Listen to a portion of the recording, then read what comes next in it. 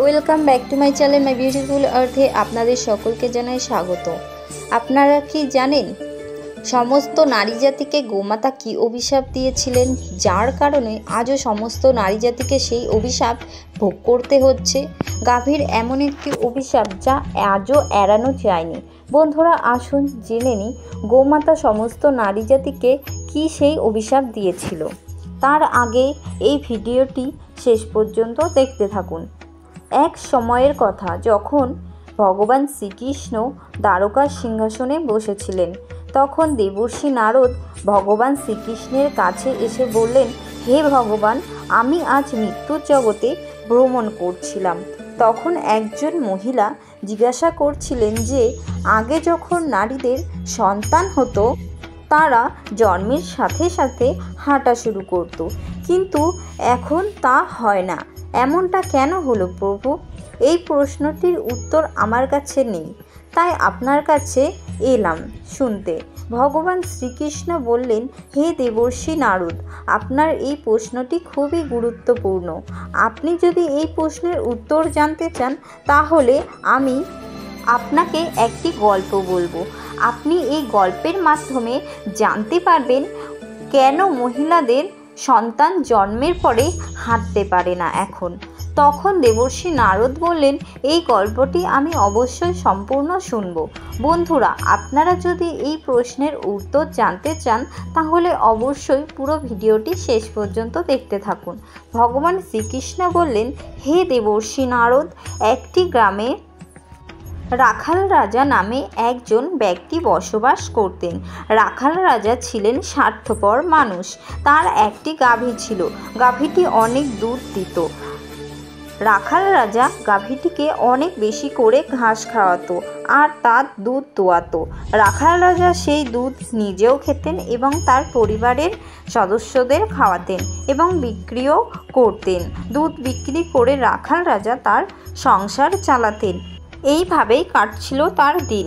কিছুদিন পর একটা সময় এলো যখন গাভীটি রাখাল রাজাকে দুধ দেওয়া বন্ধ করে দিল এবং তার সাথে সাথে রাখাল রাজা গাভীটিকেও খাওয়ানো বন্ধ করে দিল। এরপর এমন একটা দিন আসলো যখন রাখাল রাজা গরুটিকে লাঠি পেটা করে বাড়ি থেকে বের করে দিল এবং জঙ্গলে দিয়ে আসে। এখন সেই গরুটি একা হয়ে যায় এবং গরুটি এবার একা হয়ে যাওয়ার কারণে বনের এদিক ওদিক ঘুরতে থাকে। ঘুরতে ঘুরতে একদিন সে জঙ্গলের নির্মিত মন্দিরের কাছে পৌঁছায়। ভগবানের কাছে প্রার্থনা করে বললেন, গাভীটি, তুমি আমাদেরকে কেন গরু রূপে জন্ম দিয়েছ? কেন এত বড় অন্যায় করেছ প্রভু? সমস্ত জন্মের মধ্যে মানুষ জন্ম হলো শ্রেষ্ঠ জন্ম, তবু তারা কত পাপ করে, অপকর্ম করে।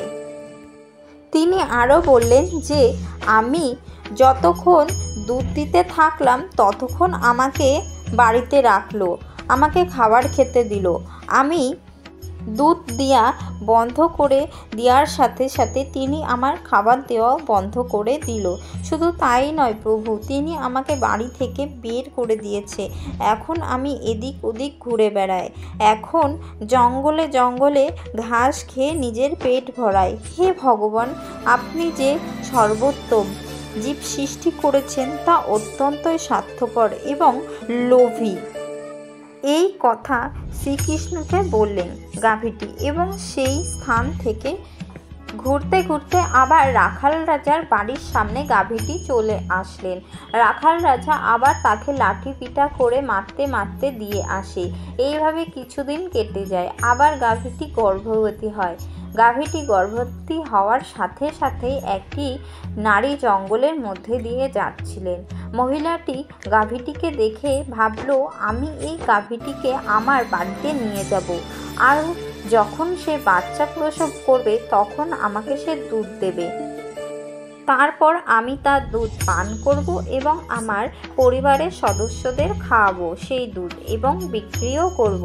এই বলে মহিলাটি তার স্বামীকে ডাকতে গেল গরুটি ধরার জন্য।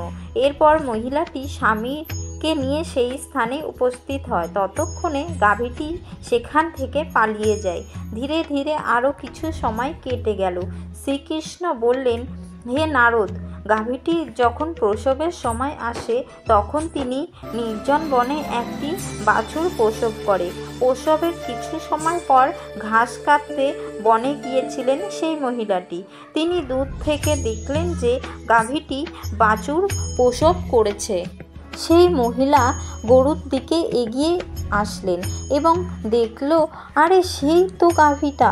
তখন মহিলাটি মনে মনে ভাবল, এখন আমি গাভীটিকে আমার বাড়ি নিয়ে যাব।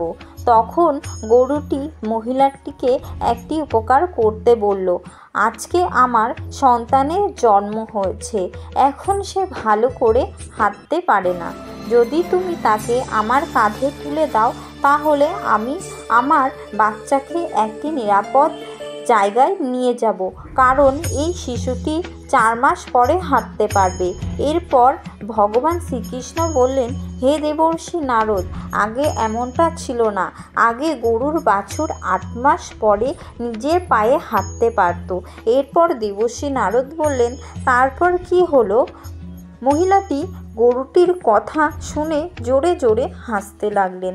তোমার সন্তান নোংরা অবস্থায় পড়ে আছে, আমি তোমার সন্তানকে কেন তোমার কাঁধে তুলে দেব? এই বলে গাভীটির সঙ্গে মজা করতে থাকে এবং চলে যায়। সেই সময় গাভীটি নিরুপায় হয়ে তার সন্তানকে নিজের কাঁধে তুলতে পারেনি। তাই সেই মুহূর্তে গাভীটির অনেক দুঃখ পায় এবং তাকে অভিশাপ দেয়। আর অভিশাপ দিতে গিয়ে বলেন যে, এখন যেমন তোমাদের সন্তান জন্মের পরই হাঁটা শুরু করে, কিন্তু আজকে আমি নারী জাতিকে অভিশাপ দিচ্ছি, তোমাদের সন্তান জন্মের 10 মাস পর থেকেই হাঁটা শিখবে। আর আমার সন্তান আজকে হাঁটতে পারছে না, সে তার জন্মের সাথে সাথেই হাঁটতে পারবে। এরপর ভগবান শ্রীকৃষ্ণ বললেন, হে দেবর্ষি নারদ, গাভীটির এই অভিশাপের কারণেই এখন মহিলাদের সন্তান জন্মের সাথে সাথে হাঁটতে পারে না। সত্যযুগে সুখদেব জন্মের সাথে সাথে হাঁটা শুরু করে দিয়েছিলেন এবং ব্যাসদেবও জন্মের সাথে সাথেই হাঁটা শুরু করে দিয়েছিলেন। এটি ছিল সত্যযুগের কথা, কিন্তু কলিযুগে এই অভিশাপের কারণে আর সেটি হয় না।